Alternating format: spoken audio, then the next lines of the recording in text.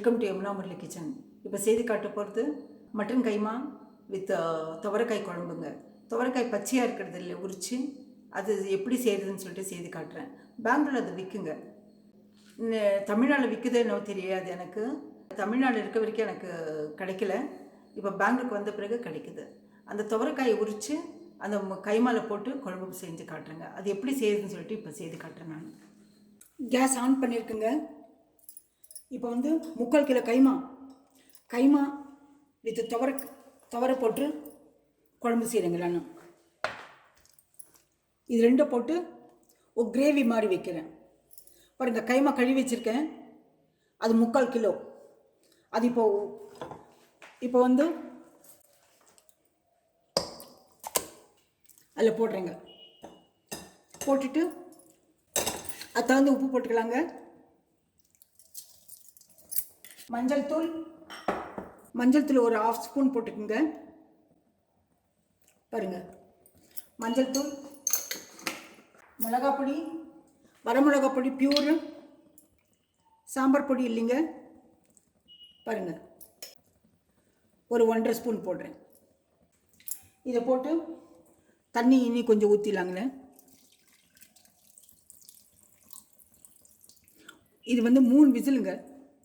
இது கொஞ்சம் கலக்கி விட்டுடலாங்க. இது ஒரு 3 விசில் விட்டுடலாங்க. துவரை கம்மியாக இருக்குது, பச்சை துவரை பரவாயில்ல, இருந்தாலும் போடலாம். இனி கொஞ்சம் அதிகமாக போடலாம், நம்ம வேணுமென்னா. மூடி போட்டுடலாங்க. இதை மூடி போட்டு 3 விசில் வரட்டுங்க. கொஞ்சம் எண்ணெய் ஊற்றலாங்க. வடை சட்டி காஞ்ச பிறகு 1 ஸ்பூன் எண்ணெய் விட்டுடலாங்க. எண்ணெய் காஞ்ச பிறகு வெங்காயம் போடலாங்க. பாருங்கள், பூண்டு இது ஒரு 1/4 கிலோ இருக்குங்க. துவரை பச்சை துவரை 3/4 கிலோ கைமா, ஒரு பிடி இது போடுறேன் நான். பூண்டு, ஒரு பிடி இஞ்சி. இதை வதக்கிடலாங்க. எண்ணெய் நல்லா வதக்கிட்டா நல்லா இருக்குங்க. குழம்பு டேஸ்ட்டாக இருக்கும், பச்சை வாடை வராது. குக்கர் விசில் வர்றதுக்குள்ளே இதெல்லாம் ரெடி பண்ணி வச்சுட்டாக்கா தாளிச்சிடலாங்க. அது ஆறின பிறகு, குக்கர் ஆறின பிறகு தாளிச்சிடலாம். இதெல்லாம் மிக்சிக்கு போடுறதுக்குங்க. இப்போ நல்லா வதக்கிட்டுங்க.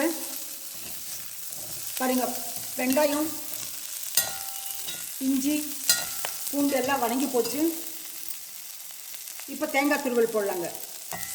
தேங்காய் ஒரு மூடி, பெரிய தேங்காய் ஒரு மூடி துருவி வச்சு அதையும் போட்டு வதக்கிடலாங்க. நம்ம எது இருந்தாலும் நம்ம கைமா எவ்வளோ போடுறோமோ கூட அது துவரை போடுறோம் இல்லைங்களா, பச்சை துவரை, அது கூட எவ்வளோ போடுறோமோ அதை பொறுத்து இந்த தேங்காய் துருவல், வெங்காயம் எல்லாம் போடுங்க. நல்லா வதக்கிட்ட குழம்பு டேஸ்ட்டாக இருக்குங்க. இப்போ வதங்கி போச்சுங்க. வதங்கின பிறகு பொட்டுக்கடலை ஒரு கொஞ்சமாக போடுங்க. பாருங்கள், இத்தனை பொட்டுக்கடலை போட்டால் போதும். ரொம்ப போட்டு ரொம்ப குழன்னு போயிடுங்க. குழம்பு கிரேவி நல்லா இருக்காது. இந்த வதக்கின பிறகு ஸ்டவ் ஆஃப் பண்ணிடலாங்க. இப்போ ஸ்டவ் ஆஃப் பண்ணிடுங்க. நல்லா தேங்காய் வதங்கி போச்சு. இப்போ அந்த சூட்லேயே மல்லிப்பொடி,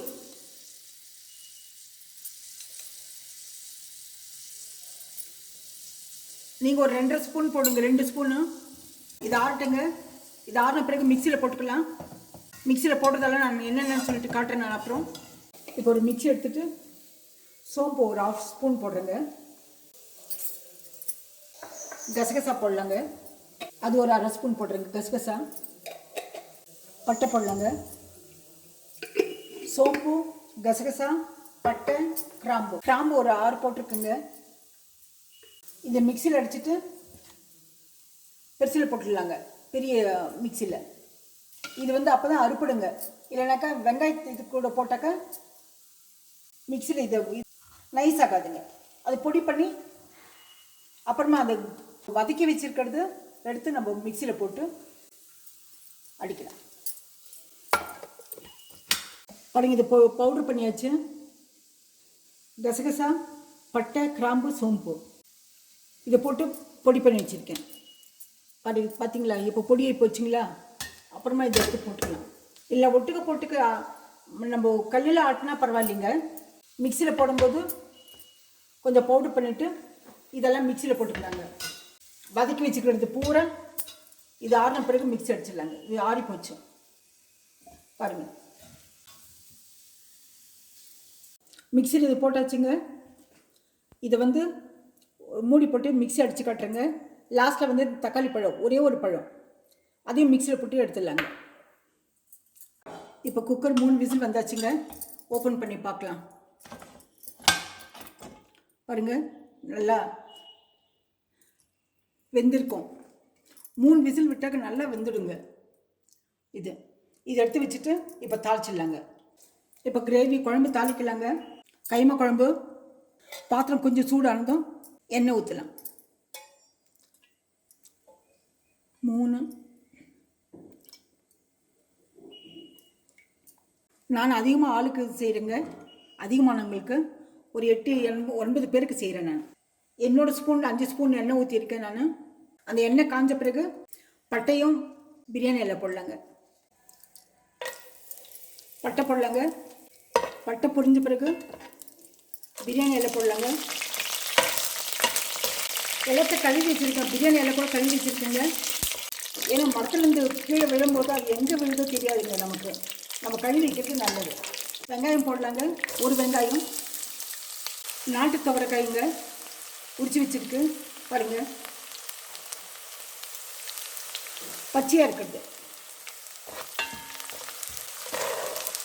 இது நல்லா எண்ணெயில் வதக்கிடலாங்க. இது தகுந்த கொஞ்சமாக உப்பு போடுறேன் நான். பாருங்கள், கொஞ்சமாக மிளகா பொடி ஒரு 1/2 ஸ்பூன் போடுறேங்க. போட்டுட்டு இந்த மிக்சியில் போட்டுக்கிறதெல்லாம்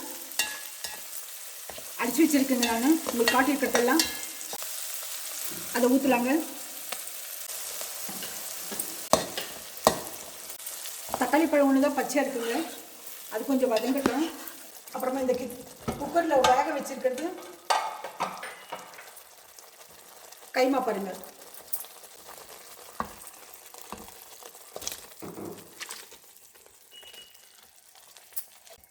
கொஞ்சமாக தண்ணி ஊற்றி விட்டுலாங்க. உப்பு காரம் இந்த தருணத்தில் பார்த்துக்குங்க நீங்கள். இனி கொஞ்சம் தண்ணி ஊற்றலாம். எனக்கு இது கரெக்டாக இருக்குங்க. பாருங்கள், மிக்ஸி குக்கரெல்லாம் கழுவி ஊற்றியாச்சுங்க தண்ணி. இந்த குழம்பு கிரேவி கொஞ்சம் தனியாக இருக்கட்டுங்க. அப்போ தான் இது வேகும். அந்த தண்ணியிலே வேகட்டுங்க இந்த துவரை. அப்போ தான் டேஸ்ட்டாக இருக்கும். அப்புறமா கொத்தமல்லி தழை போடலாம். இப்போ மூடி போட்டு மூடிடலாங்க. இப்போ இது ஓப்பன் பண்ணி பார்க்கலாங்க. பார்த்தீங்களா, எண்ணெய் நல்லா பிரித்தி வந்திருக்கு. குழம்பு இந்த கிரேவி நல்லா இருக்கு பாருங்கள். இந்த மழைக்கு அதுக்கு சாப்பிட்டாக்க நல்லா இருக்குங்க. இதுக்கு கடைசியில் கொத்தமல்லி தழை போடலாம். கொத்தமல்லி தழை போட்டு சூட்டில் போட்டு கலக்கி விட்டுடலாங்க.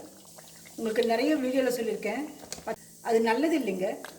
அது எங்கெங்கே விளையுதோ தெரியாது நமக்கு. அதனால் கொத்தமல்லி தழையை போட்டு கடைசியில் ஒரு கலக்கி விட்டுடுவேன் நான். உப்பு காரமெல்லாம் கரெக்டாக இருக்குங்க. இந்த தண்ணியிலையே, இந்த கைமா தண்ணியிலையே துவரை வேகுங்க. பாருங்கள், இந்த துவரை அந்த கைமா தண்ணியிலே வெந்திருக்குங்க நல்லா. இந்த ரெசிபி பிடிச்சிருந்தா லைக் பண்ணுங்கள், ஷேர் பண்ணுங்கள், சப்ஸ்கிரைப் பண்ணுங்கள். மறக்காமல் பெல் பட்டன் ப்ரெஸ் பண்ணுங்கள். அடுத்த ரெசிபியில் பார்க்கலாம்.